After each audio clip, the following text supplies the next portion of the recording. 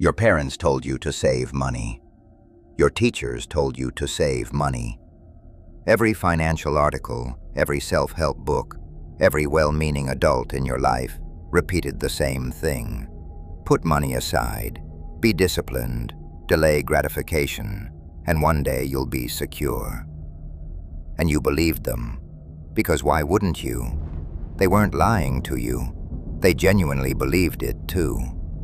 But here is the uncomfortable truth that nobody in that equation ever stopped to ask. Who taught them? The ultra-rich don't save. They never have. And the fact that you do is not an accident. Right now, in 2026, there are two completely separate financial systems operating in parallel. The first system was built for you. It has savings accounts, 401ks, retirement funds, and a philosophy called delayed gratification. Work hard. Spend less than you earn. Wait. Be patient. Trust the process. The second system was built by the ultra-rich, for the ultra-rich. It doesn't involve waiting. It doesn't involve discipline in the way you were taught. It involves control. It involves ownership.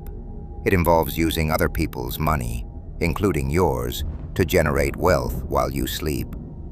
And the most unsettling part? The people who built the first system for you. They have never personally used it. Not once. This isn't a theory. This isn't pessimism.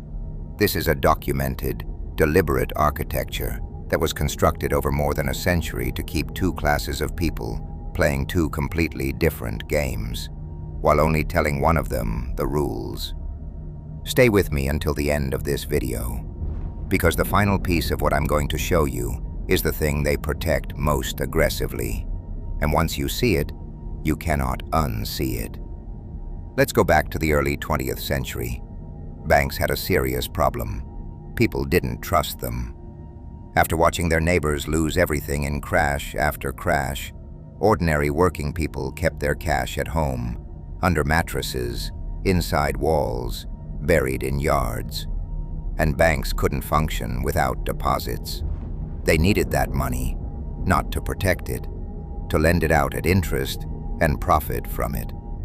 So a campaign began, not advertised as a campaign, disguised as wisdom, as virtue, as the responsible, moral thing to do. Save for a rainy day. A penny saved is a penny earned. Live below your means. These phrases were pushed through media, embedded in school curricula, repeated by religious institutions, echoed by parents to children for generations. And they worked. People started depositing. The banks got their capital. But here is the part of the story that gets left out. While your money sits in a savings account, earning 0.5% interest, that same bank takes your deposit and lends it out at 7%, 15%, 24% to someone else. You are not saving. You are providing cheap, nearly free capital to an institution that uses it to generate significant returns and gives you almost nothing in exchange. The ultra-rich understood this dynamic immediately. That is precisely why they never participated in it. They didn't put money in the system. They built systems that extracted money from everyone else who did. The wealthy don't think in terms of saving. They think in terms of deploying. Money, to them, is not something you accumulate and protect behind a wall. It is a tool. It is a resource that must always be in motion, always producing something, always working harder than the person who owns it. Here is what wealthy families teach their children, in private, away from the curriculum you were handed. Rule 1. Never let money sit idle. An idle dollar is a dying dollar. In a world of inflation, money that isn't growing is shrinking. Every dollar must be placed somewhere it produces more dollars. In assets, in equity, in ownership stakes, in instruments that generate returns while you focus on the next move. Rule 2. Debt is a weapon, not a burden. The middle class is taught to fear debt, to be ashamed of it, to pay it off as fast as possible and celebrate when it's gone. The ultra-rich see debt completely differently. They borrow strategically, at low interest rates, against assets they already own, and invest that borrowed capital into vehicles that return far more than the cost of borrowing. This is called leverage, and it is one of the single most powerful mechanisms for wealth creation ever invented. Your savings account returns 0.5%. A leveraged asset deal can return 10, 15, 20 times that. They designed the lending system. They know exactly how to use it, and they never told you. Rule 3. Own the machine, not just the output. A salary is income. A business that pays salaries is an asset. A rental property is an asset. A patent, a brand, a portfolio of equity, these are assets. The ultra-rich do not primarily earn money. They own things that earn money for them. The goal is always to move from being the person who gets paid to being the person who owns the system that does the paying. You were in a classroom for 12 years. You were never taught any of this, and that is not an oversight. Think about this carefully. 12 years of mandatory education, designed, we are told, to prepare young people for adult life in a modern economy. And in those 12 years, not 1 hour on how compound interest works against a borrower. Not 1 hour on the difference between an asset and a liability. Not 1 hour on how the tax code is structured to reward ownership and penalize wages. Not 1 hour on leverage, equity, or how wealth is actually built and transferred across generations. Ask yourself why. The people who design educational curriculum, who sit on school boards, who fund universities and shape what gets taught, these are not people who built their wealth by saving money in a bank account. They built it through ownership, through equity, through the exact mechanisms they have ensured are absent from what you were taught. This is not a coincidence.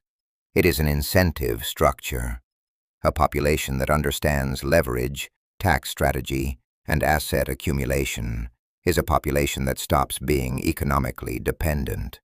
And a population that stops being economically dependent is one that is significantly harder to employ at low wages, harder to keep consuming, harder to keep afraid.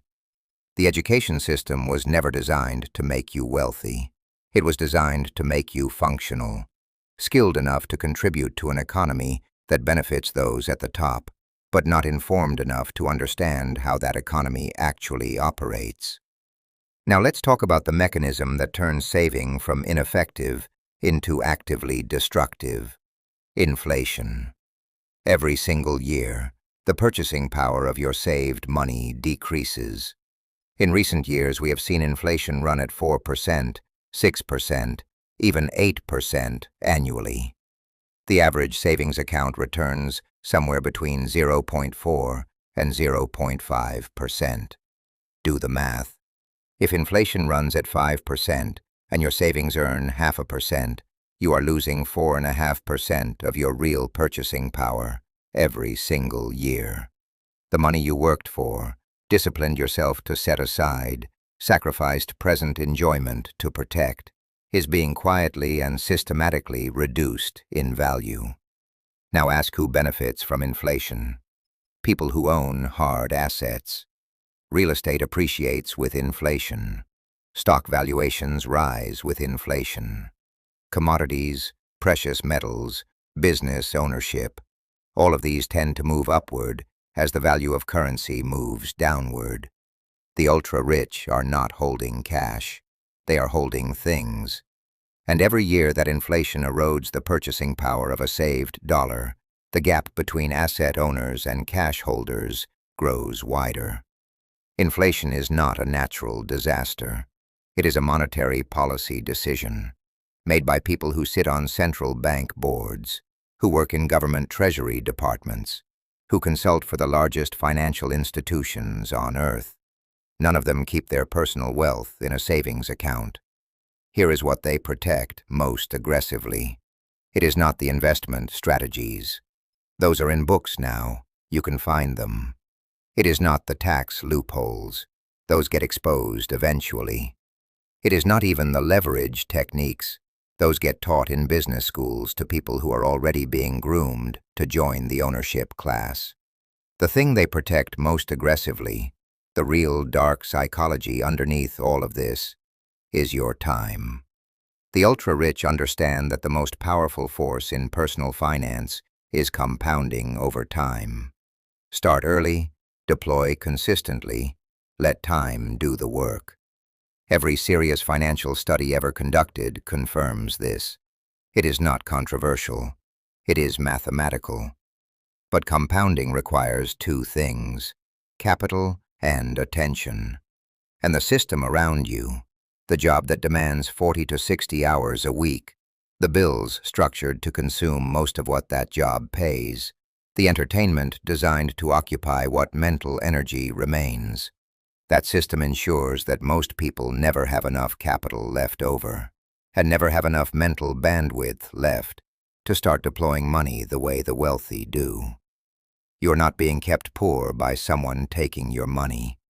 You're being kept poor by a system that keeps you just comfortable enough and just busy enough that you never have the space to play a different game.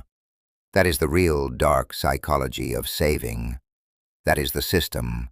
And now you know it exists. So what do you actually do with this? You start by learning the difference between an asset and an expense, and being brutally honest about which category your current financial decisions fall into. You study how leverage works, not to take reckless risks, but to understand a tool that has been used against you your entire life without your knowledge. And you stop treating a savings account as a financial strategy and start asking a different question entirely. What can this money be building right now? The system was architected by people who understood these rules, and then made sure the curriculum, the media, and the culture never passed them on to you. Now you have them. Subscribe, because every video on this channel pulls back another layer of the architecture they built around your financial life.